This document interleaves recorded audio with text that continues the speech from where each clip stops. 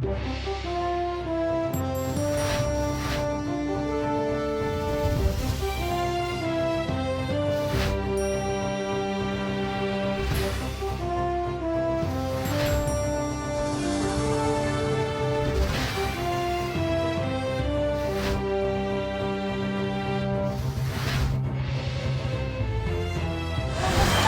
aqui no centro de Katmandu.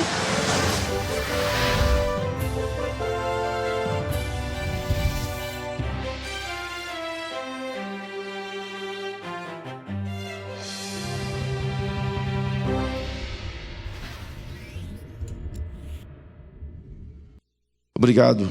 Todos aqueles que acreditam em missões estão ajudando, desenvolvendo esse trabalho. Eu quero convidar você para ler comigo um texto bíblico. Brevemente lhes vou expor esse texto. Aos Romanos, no capítulo 3. Será que eu tenho um tangedor ou alguém que já tangeu e gravou? Por bondade. Aos Romanos, capítulo 3, verso 19.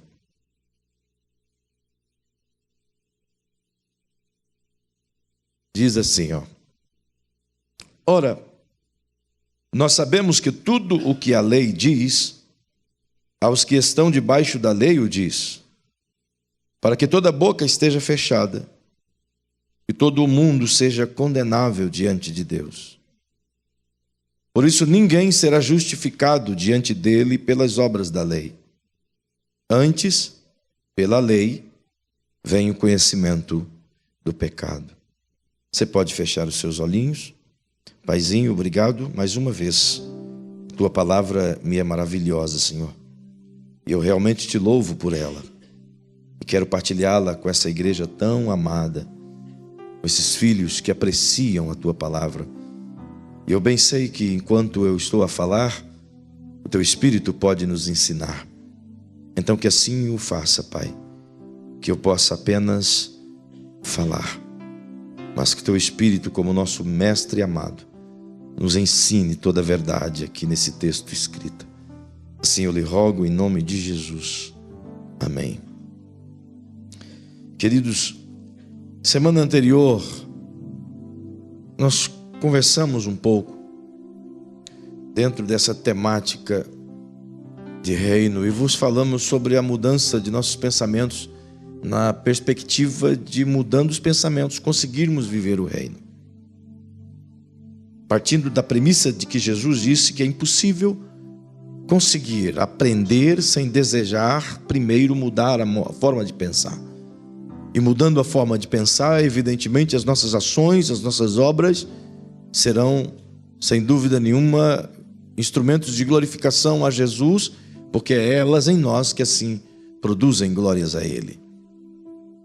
E hoje eu quero de maneira breve levá-los a compreender o peso da condenação. Dentro da perspectiva de reino existe essa fala e existe essas coisas da lei que a gente precisa aprender. O peso da condenação é uma realidade exposta na Bíblia Sagrada. Assim como existe o peso da condenação, a tradução disso é exatamente a lei de Moisés. E continuando a lei de Moisés, o plano da redenção. Portanto, é dentro dessa conjuntura de reino que a gente compreende. Nós já estamos avançando há 9 semanas falando sobre isso. Às vezes as pessoas não conseguem compreender que isso aqui não é apenas um ensino teológico. Eu estou tentando conduzir os irmãos a uma cartilha de viver, um jeito simples de viver eficazmente, um jeito palpável de alcançar os benefícios do Senhor e de fazer com que a fé seja real e viva. E é através da palavra que isso é possível. E perceba, portanto, que uma vez que a gente compreende a palavra, nós podemos ensiná-la. E uma vez que ensinando-a, podemos resolver inclusive conflitos familiares, que é justamente por meio da palavra que eles são diagnosticados e que são curados. E se não conhecermos a verdade do Evangelho, tampouco poderemos ajudar as pessoas a abrirem os seus olhos. quantos que estão vivendo dificuldades porque não conseguem compreender a verdade de Jesus? Vivem angustiados por não conseguirem terem suas necessidades supridas, não conseguem parar de se preocupar com o amanhã ou de pensar nas crises que em sua volta existe. E essa falta de paz, essa angústia, essa ansiedade, esse desejo exacerbado pelas necessidades supridas, simplesmente nos roubam o foco final do que é a confiança no Senhor Jesus, o Senhor do reino, que nos propicia todas as coisas necessárias para o bem viver. E a gente só consegue fazer essa fé funcionar quando conseguir compreender como o reino funciona. É por isso que nós falamos de fé, mas não vivemos a fé. Nós cantamos a fé, mas não conseguimos utilizá-la. Nós trabalhamos e até ensinamos a fé, mas ensinamos geralmente aquilo que a gente não consegue colocar em prática, pelo menos não como a gente gostaria. Vivemos uma porcentagem mínima da eficácia da fé. E isso é dado ao simples fato de não compreendermos como ela funciona. Só para você ter uma ideia, nesse preâmbulo, se você vai em Atos dos Apóstolos, no capítulo 10 e o verso 38, você vai ver uma exposição de um texto onde Lucas declara na fala de Pedro, tão lindo. Ele diz que Deus ungiu a Jesus de Nazaré com o Espírito Santo e com poder, o qual saiu fazendo o bem a todos e curando os oprimidos do diabo, porque o Senhor Deus era com ele. Quando eu olho esse texto na perspectiva de Pedro, eu entendo que Pedro não está ensinando como nós ensinamos. Pedro está levando as pessoas a compreenderem a visão que ele tinha de Jesus. E quando a gente vai falar de Jesus, nós geralmente falamos daquilo que Jesus fazia, enquanto que seus milagres, seu poder, de sua eficácia, de sua grandeza. E quando falamos disso, nós acreditamos que a ressurreição de Jesus, que o poder de Jesus, que a vitória de Jesus na cruz se deu exatamente em razão do poder de Deus através dele. E a gente olha para Pedro e Pedro diz algo, não discordando disso, mas ele tem uma visão diferente. Ele ensina-nos que Jesus foi ressuscitado, que Jesus fez o que fez, que o poder operante de Deus em Jesus fez o que fez, por conta da maneira que Jesus vivia. E é exatamente isso que Lucas diz, no mesmo livro de Atos dos Apóstolos, porém no capítulo 2, na mesma mensagem de Pedro, dizendo que Jesus foi solto às ânsias da morte, quando estava na sepultura, porque não era possível que fosse retido por ela. Isso dado a piedade de Jesus, a forma justa com que Jesus quis viver e optou por viver. Portanto, nenhuma das condenações, nenhuma das colheitas do pecado, nenhuma das pragas herdadas do pecado poderiam afetar Jesus, por conta de sua justiça. Ele tomou sobre si as nossas dores, entende? Ele as chamou para si, mas ele em si viveu piamente, justo em tudo que fez. Então, se a morte, entenda, se a morte não podia tocá-lo, retê-lo ou levá-lo, até porque foi o próprio Jesus que disse: ninguém tira a minha vida, mas eu prontamente a dou. Ele está dizendo: ninguém tem o poder de me matar ou de me assassinar, ninguém tem. Ele está dizendo: nada desse domínio terreno tem poder sobre mim, eu prontamente me entrego a isso por vocês. Por que não tinha esse poder? Por causa da vida que ele viveu, da forma que ele viveu, do jeito que ele viveu, entendeu? E é justamente isso que nos dá essa liberdade de viver o reino, porque Jesus viveu. Ele garantiu isso. Entretanto, é preciso compreender essa dinâmica toda que estamos trabalhando, para que você possa aplicar aquilo que Jesus nos deu na vida diária, e é possível. Quando eu digo que existe o peso da condenação, e é uma verdade clara, a condenação existe, ela não foi retirada com uma cruz, ela existe. A condenação é para aqueles que optam, que escolhem recusar o Evangelho, as boas novas de salvação. A condenação é palpável, está na palavra. O Senhor Jesus não a retirou. Se não percebam, Ele foi a causa da condenação. Perceba aí na sua Bíblia, no Evangelho de João, no capítulo 3, e o verso 17, por exemplo. Jesus é quem dá essa certeza clara e absoluta de que a condenação não foi retirada. Afinal, ele diz assim: porque Deus enviou o seu Filho ao mundo, não para que condenasse o mundo, mas para que o mundo fosse salvo por ele. Agora olha o verso 18 e 19. Quem nele crê não é condenado, mas quem não crê já está condenado, porque não crê no nome do unigênito Filho de Deus. E a condenação é esta: a luz veio ao mundo, e os homens amaram mais as trevas do que a luz, porque as obras deles eram mais. É Jesus quem diz isso. Há um peso, e esse peso de condenação vem desde a queda de Adão e Eva, desde aquela demanda provocada por eles, desde o momento em que decidiram não ouvir o que Deus disse acerca da árvore proibida, do fruto que eles não deveriam comer.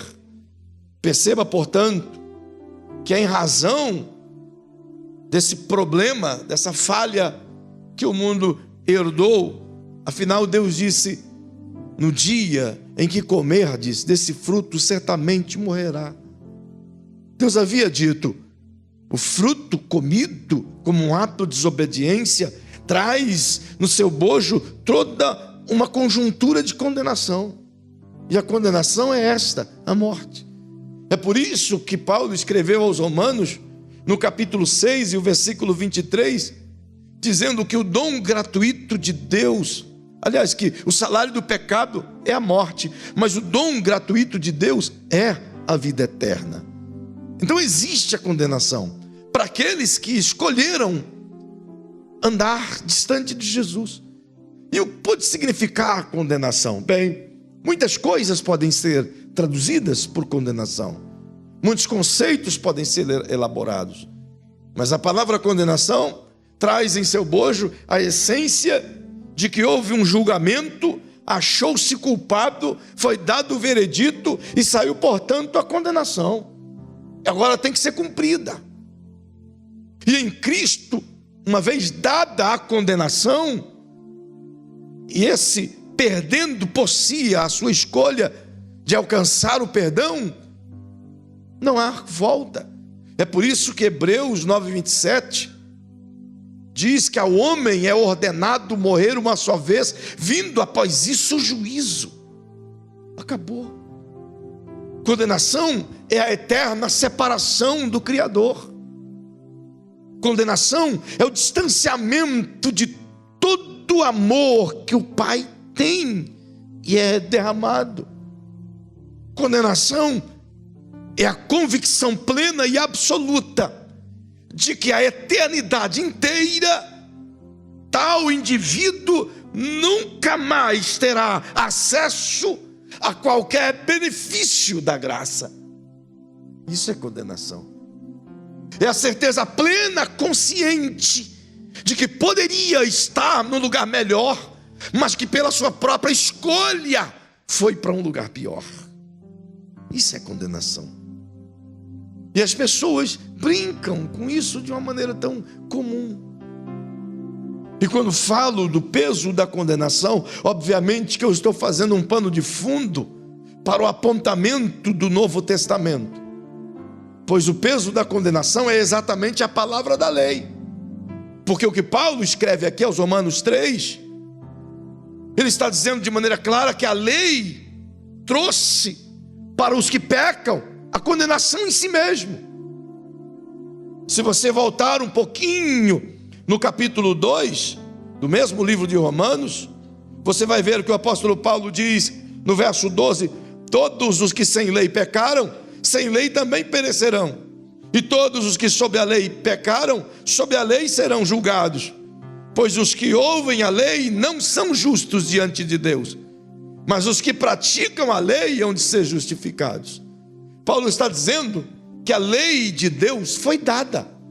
E quando a lei foi dada, manifestou-se o erro, apareceu o pecado. A lei veio como que uma luz, um holofote, para mostrar o que o homem estava fazendo. É como se estivesse andando no escuro, fazendo coisas erradas no escuro. Então a lei apareceu, acendeu a luz e mostrou os pecados da humanidade. Mas a lei veio com Moisés. E antes de Moisés, como pois essas pessoas viviam? Viviam exatamente pela lei. Se não percebam, olha o que o apóstolo Paulo escreve no mesmo capítulo 2 e o verso 15. Ele está falando de todos os seres humanos. Ele diz em Romanos 2,15: eles mostram a lei, ou mostram a obra da lei escrita em seus corações, testificando juntamente a sua consciência e os seus pensamentos, quer acusando-os, quer defendendo-os. Paulo está dizendo que até que Deus em Moisés desse a lei, a saber, os 10 mandamentos, a lei já havia sido dada por Deus aos seres humanos, em seus corações. Se não perceba como isso é simples.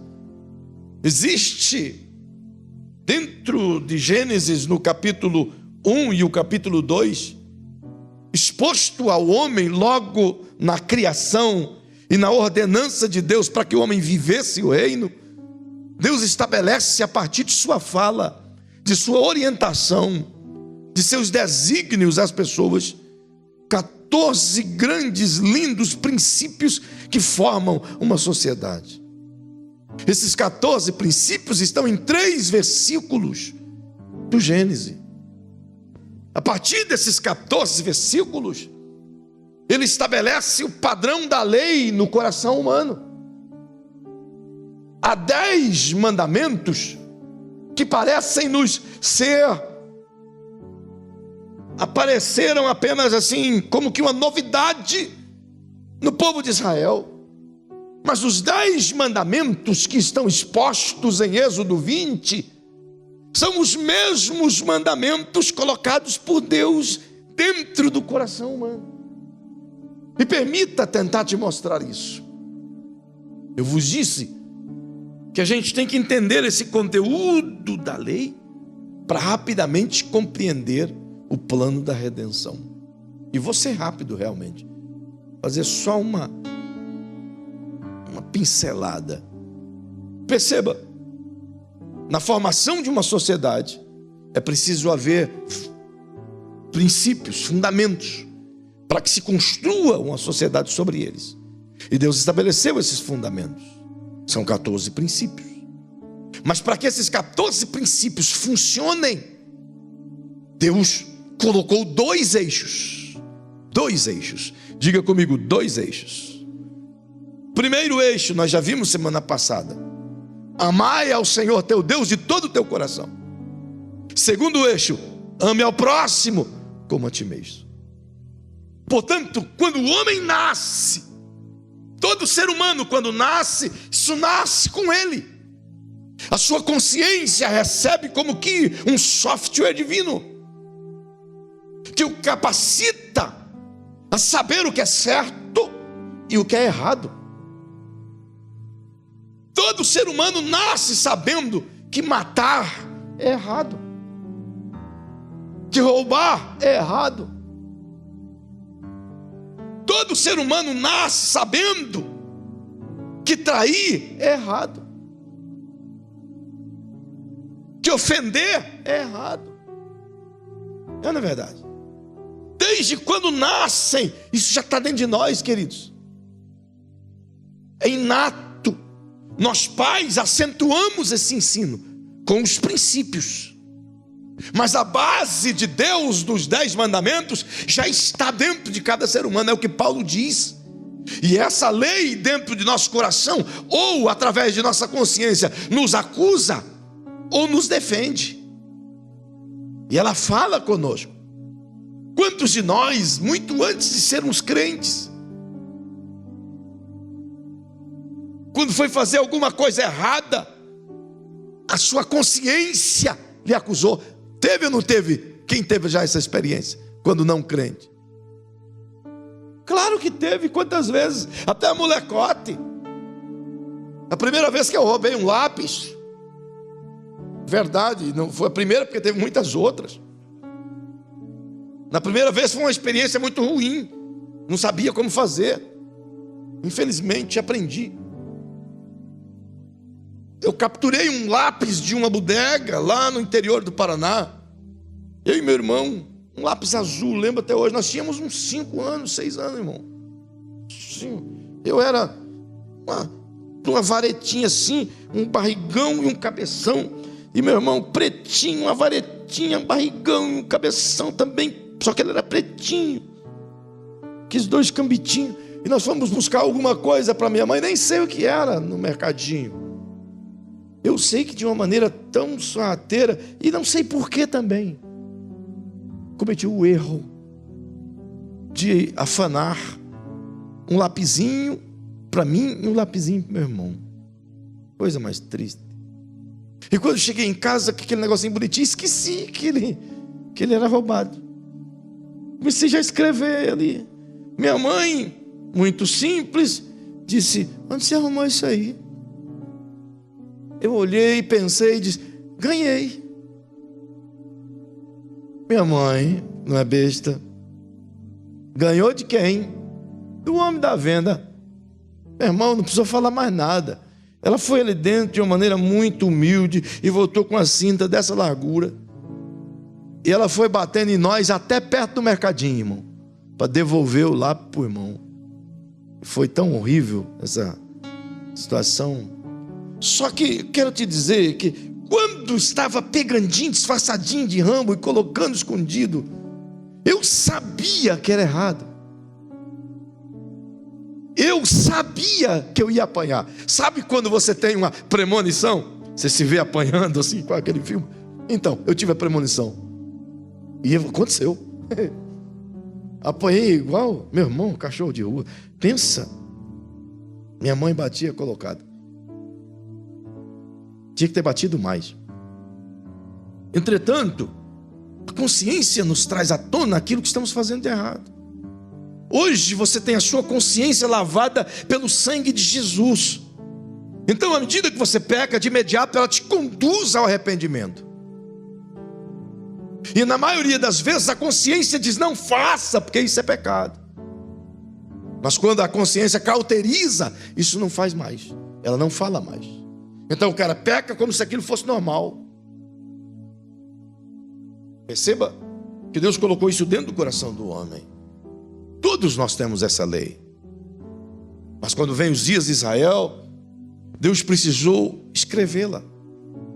E por que Deus precisou escrevê-la? Permita-lhe mostrar isso. Venha rapidamente, já deu minha hora, mas corre aí na sua Bíblia, ligeirinho. Vem comigo no Salmo 103. Aliás, não, Salmo 105, vai nesse. 105, vamos ganhar tempo. E o verso 37, corre lá. Olha o que esse salmo tão lindo, essa canção de louvor e agradecimento a Deus pelas vitórias conseguidas.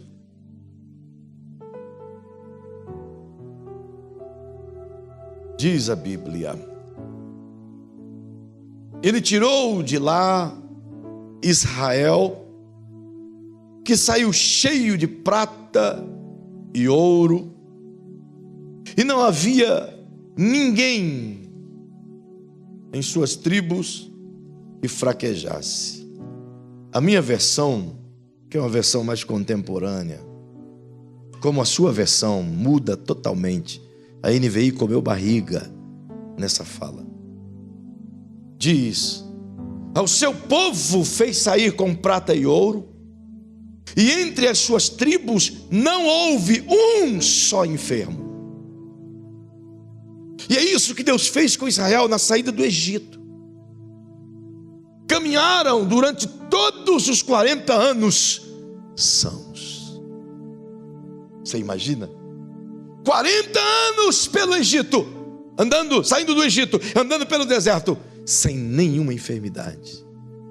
Os gurizinhos iam crescendo e as suas sandálias iam crescendo com eles.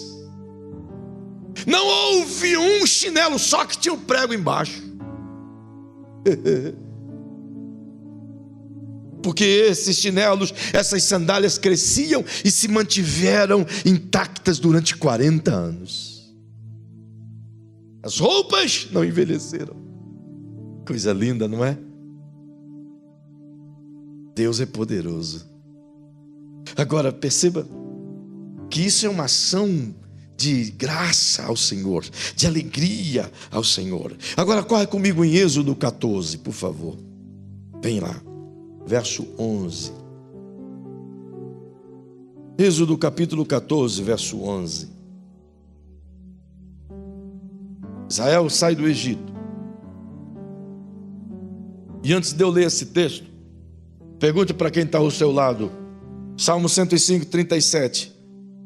Eles mereciam ter tanta saúde? Mereciam?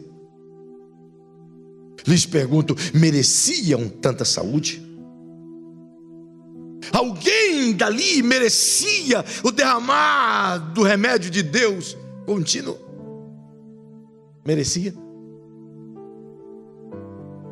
Não. Se eles não mereciam, tanto quanto nós não merecemos, isso é graça. Então você vai olhando a graça manifestando-se em Israel. Vem comigo. Êxodo capítulo 14, verso 11. Disseram a Moisés: foi por não haver sepulcros no Egito que nos tiraste de lá, para que morramos nesse deserto? Por que nos fizeste isto, tirando-nos do Egito? Não é isto que te dissemos no Egito? Deixa-nos que sirvamos aos egípcios, pois melhor nos fora servir aos egípcios do que morrermos nesse deserto. Meu Deus operou 10 grandes milagres. Tira o povo com o braço forte do Egito. Quando se deparam diante do Mar Vermelho, olha a resposta que eles dão para Deus. Se você fosse Deus no lugar ali, o que você faria com Israel?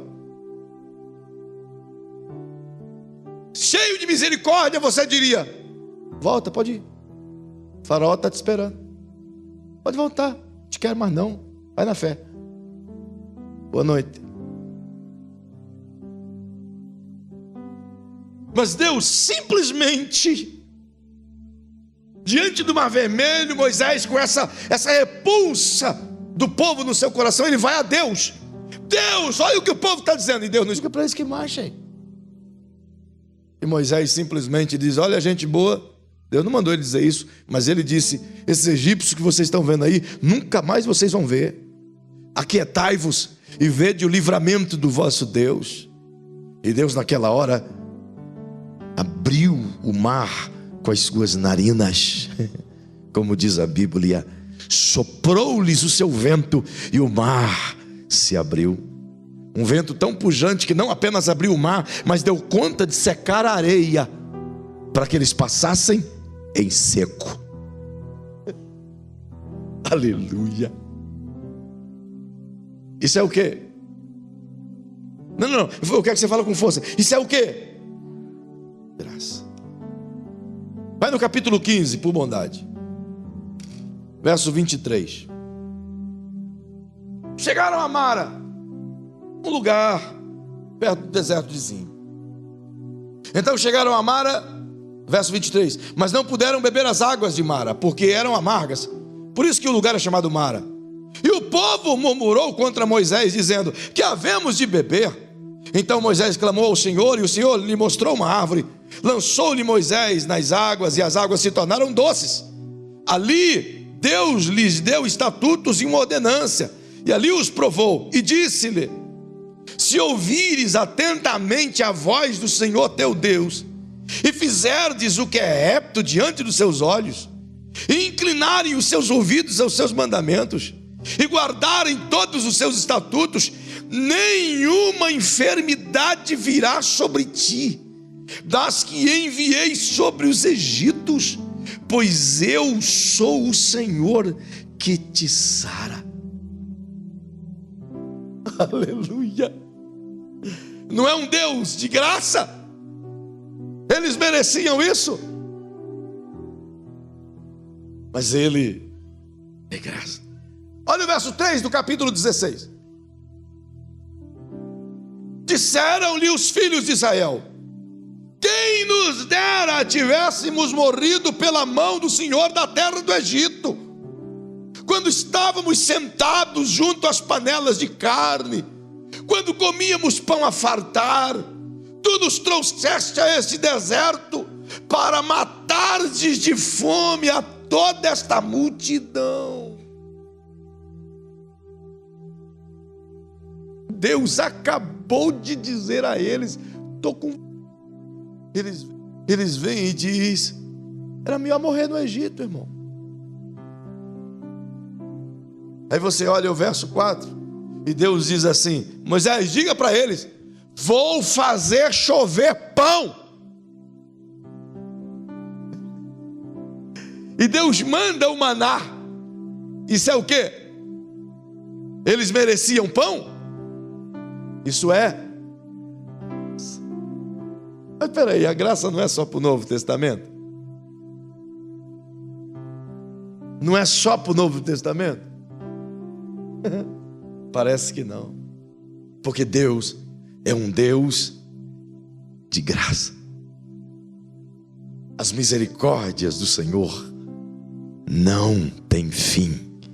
Novas são a cada manhã. Aleluia. Pecaram muitas vezes, mas é graça. Rapidamente vamos correr para você, a Adri não me puxar o paletó, ela está lá em cima. Ainda bem que eu não estou de paletó.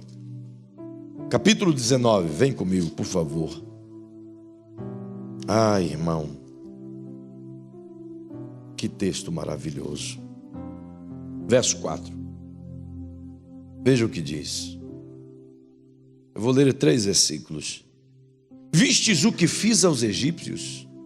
Como vos levei sobre asas de águias e vos trouxe a mim? É Deus dizendo isso.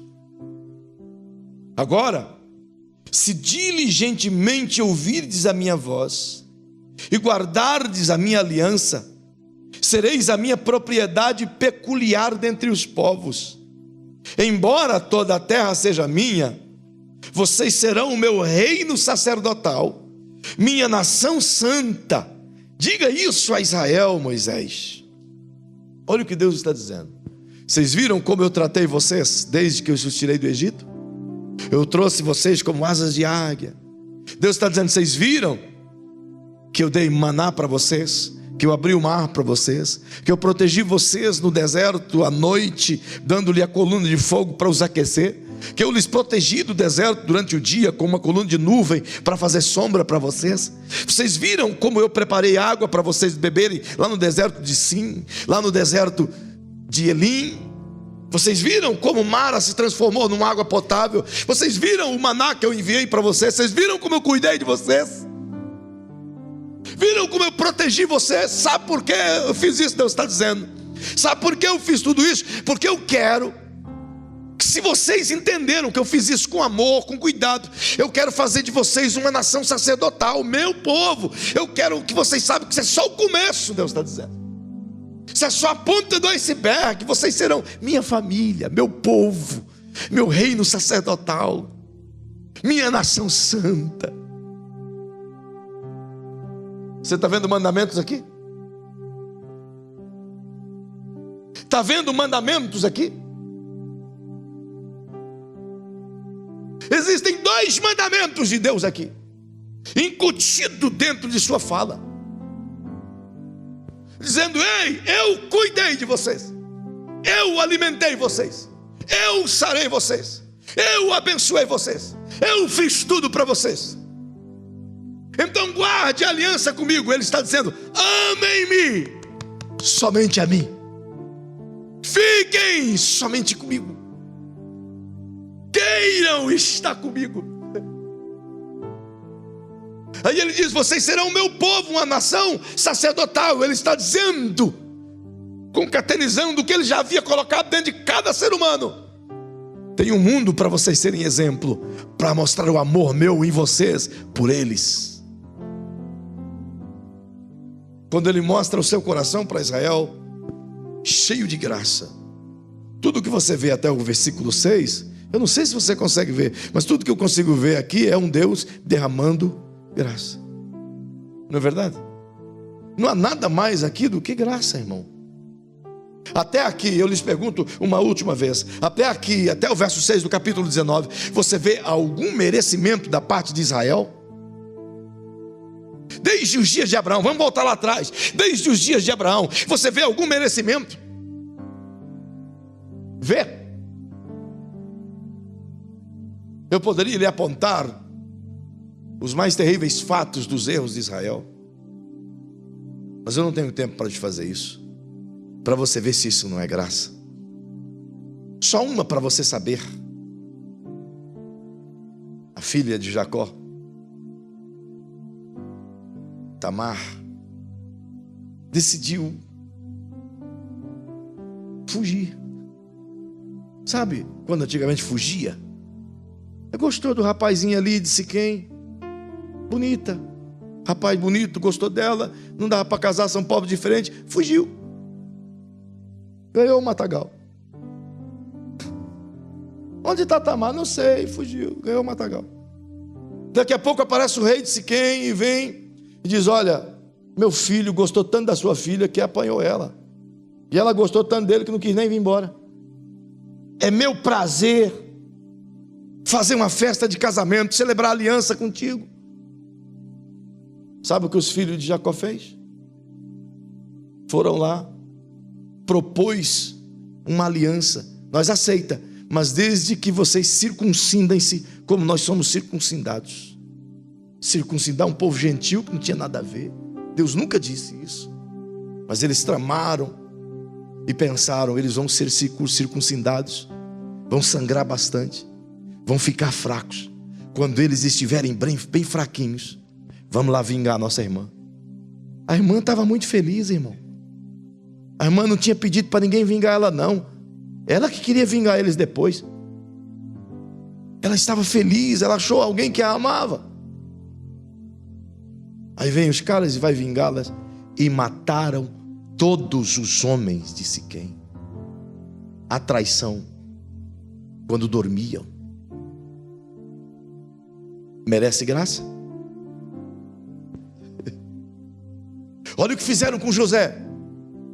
Jogaram num buraco para morrer. Rúben, com dó, tirou e vendeu para os ismaelitas. Ainda pegou o dinheirinho e dividiu.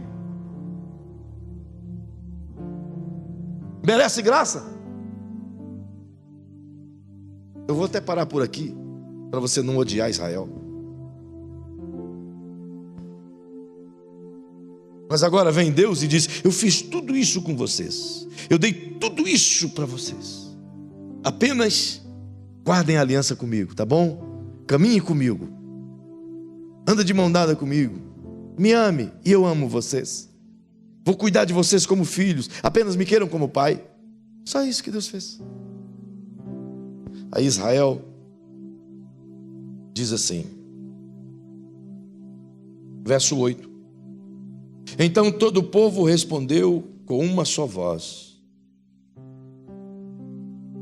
somos capazes de fazer tudo o que o Senhor falou, E tal qual ele falou, faremos.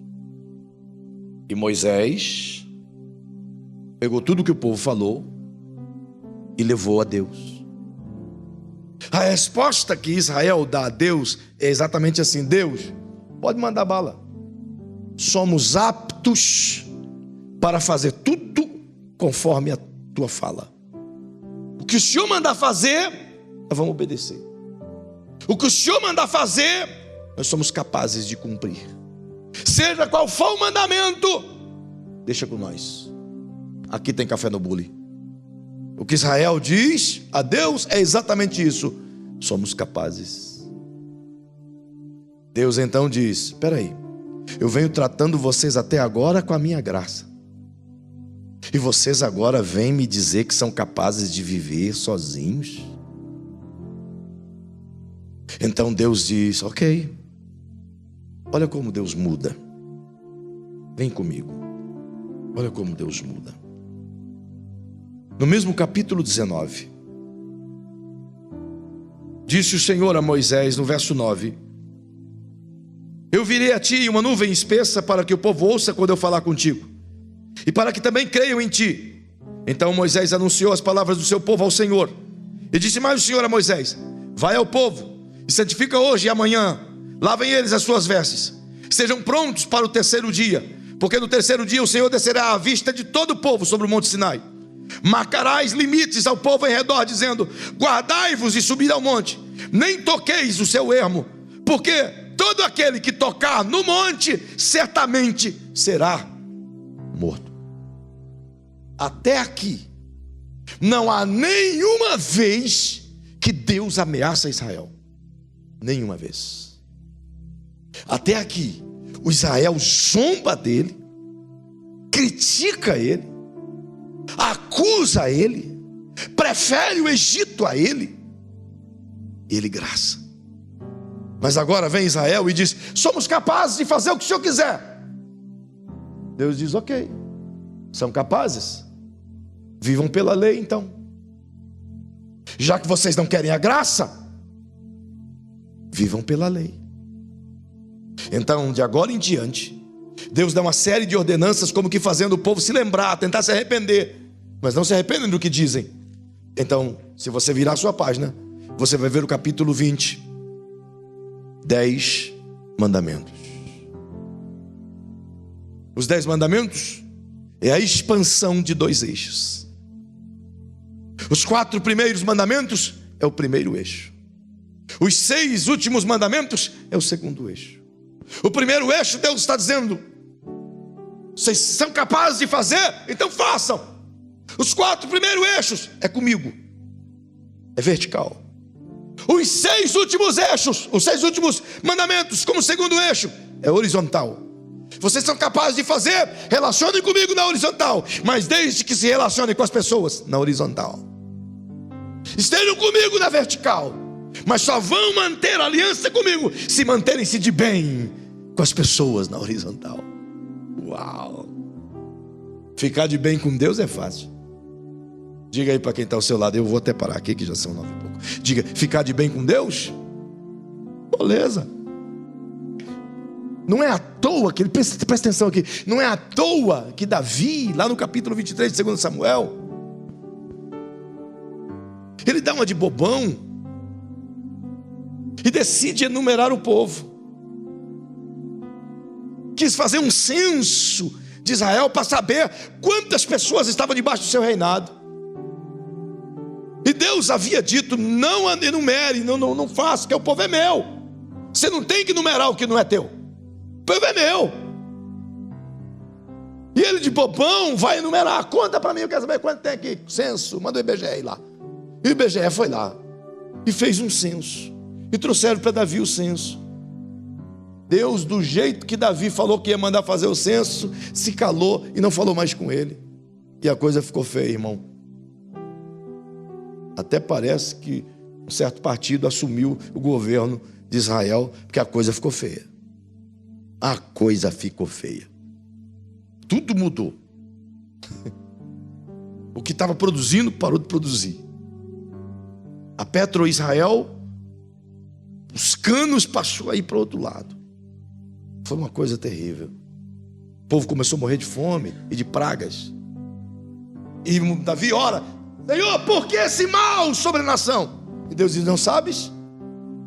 Tu não sabes? Não sei, Senhor. Por que tu enumeraste o povo? Por causa do teu orgulho? Senhor, misericórdia, pequei. E Deus disse: eu sei que você pecou. E ele disse: perdoa-me. E Deus é maravilhoso. Deus disse: eu já te perdoei. Antes dele pedir perdão, Deus disse: eu já te perdoei. Mas Deus coloca uma sentença. Diz: por causa do teu pecado, a consequência você tem que assumir. Escolhe, pois, o fruto da tua colheita. Como Deus era bom com Davi. E coloca sobre ele sua casa, o povo, ou o peso da mão de Deus nas coisas. Aí vem Davi e diz assim: Senhor, eu vou apelar pela tua bondade, pelo teu julgamento, porque eu sei que o Senhor é cheio de misericórdia.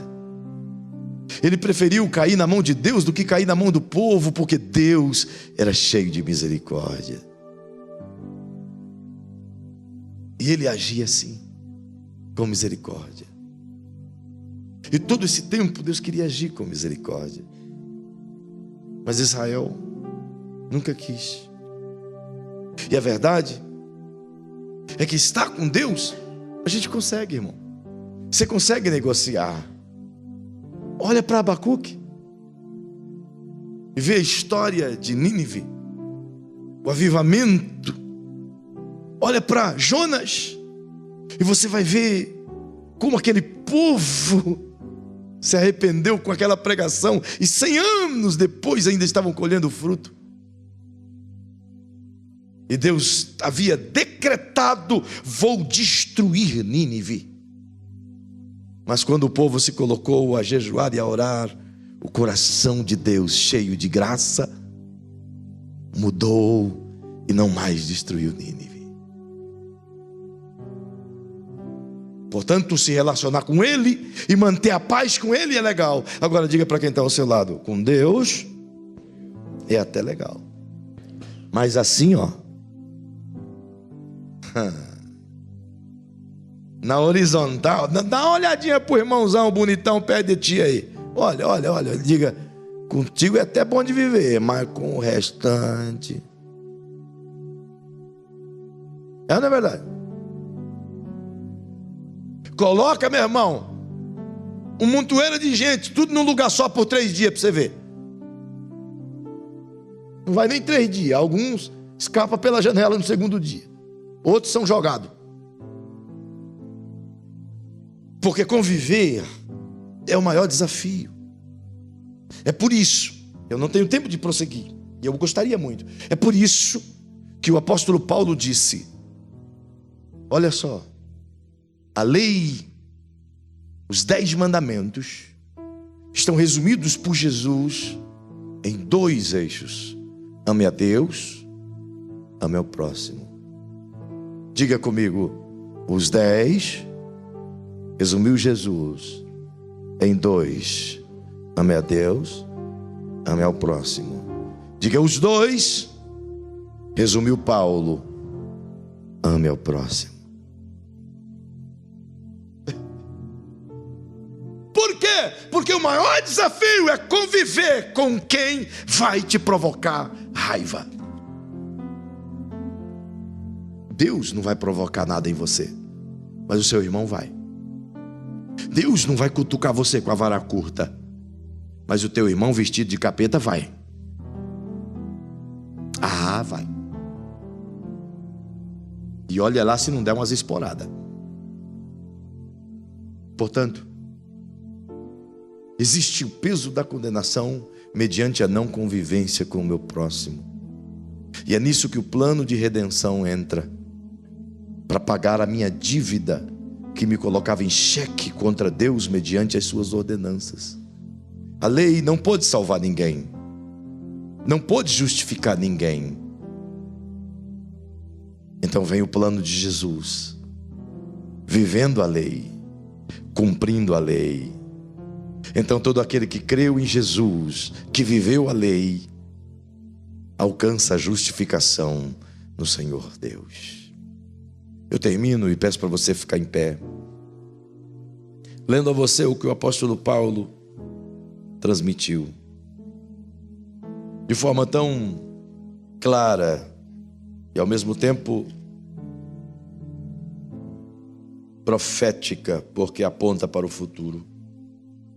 Diz aos Colossenses no capítulo 2: e a vós outros, que estáveis mortos nos vossos pecados e na incircuncisão da vossa carne, vos vivificou juntamente com ele, perdoando-nos todos os nossos delitos, havendo riscado o escrito de dívida que havia contra nós nas suas ordenanças, o qual nos era contrário, tirou-o do meio de nós, cravando-o na cruz, e tendo despojado os principados e as potestades, os expôs publicamente ao desprezo, e deles triunfou na cruz.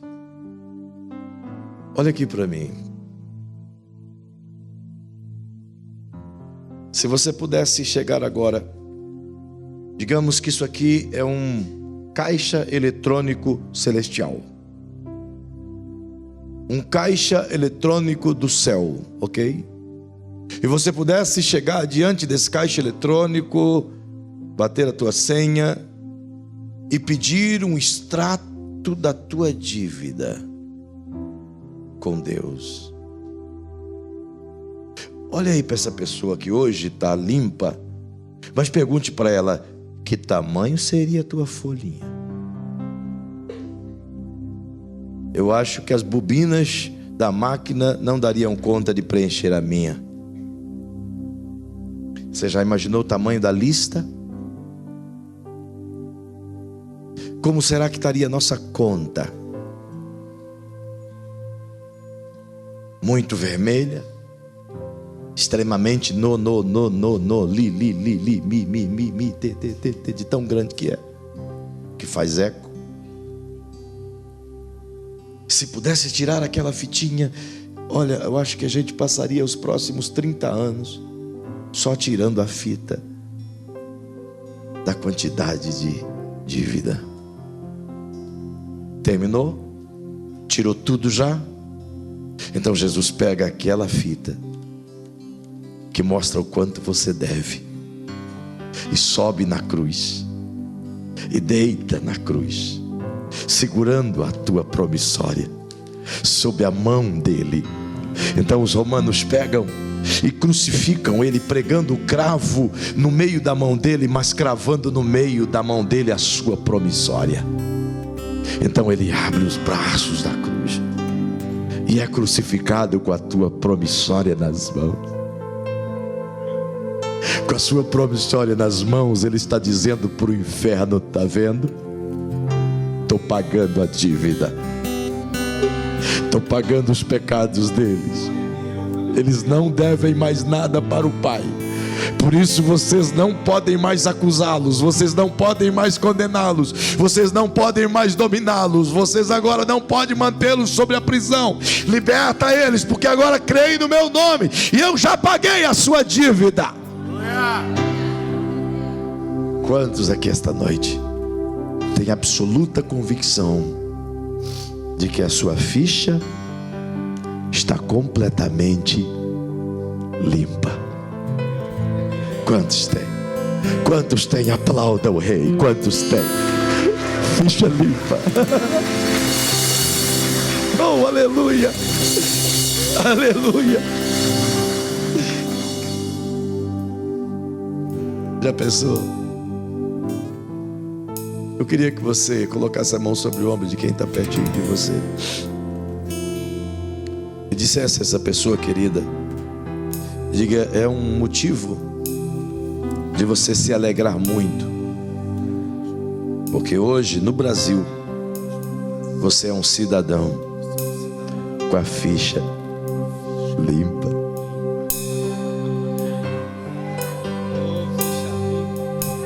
É difícil achar alguém com a ficha limpa, irmão, mas Ele limpou a sua. Feche seus olhos. Ele limpou completamente. Mas talvez haja alguma coisa aí dentro que o diabo está querendo acusar. De tempo em tempo ele lança no teu rosto, tentando fazer você voltar para trás, tentando colocar na tua cabeça de que isso não foi perdoado, que isso não foi pago, que esse problema que te acusa de noite, esse peso na tua consciência, não tem jeito. Eu quero te declarar uma notícia muito boa assim: o sangue de Jesus na cruz, Ele limpou e lavou todos os seus pecados, e a Bíblia diz que Ele lançou toda a lembrança dos pecados no mar do esquecimento. Então não há nada que Ele não possa limpar na tua vida. Nada. Cante. Eu não mereço tanto amor, eu não sou digno, é verdade, do seu perdão.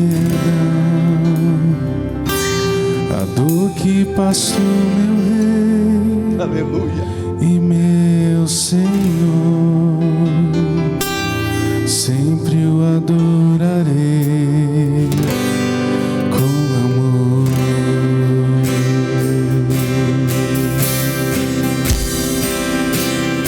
Filho do homem, me libertou verdadeiramente. se você é livre, cante para terminar esse culto.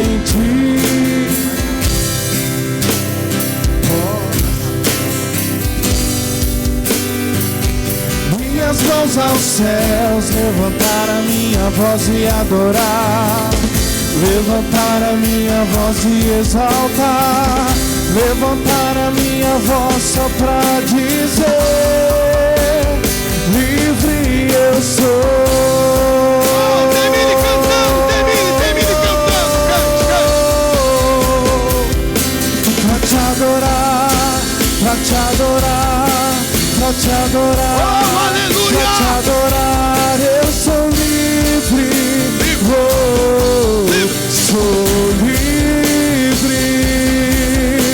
Pra te adorar, pra te adorar, pra te adorar, pra te adorar, eu sou livre,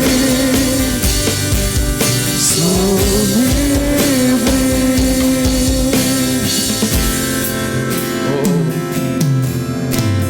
Se você não tem essa certeza de liberdade, aí mesmo no lugar onde você está, confesse a Jesus agora.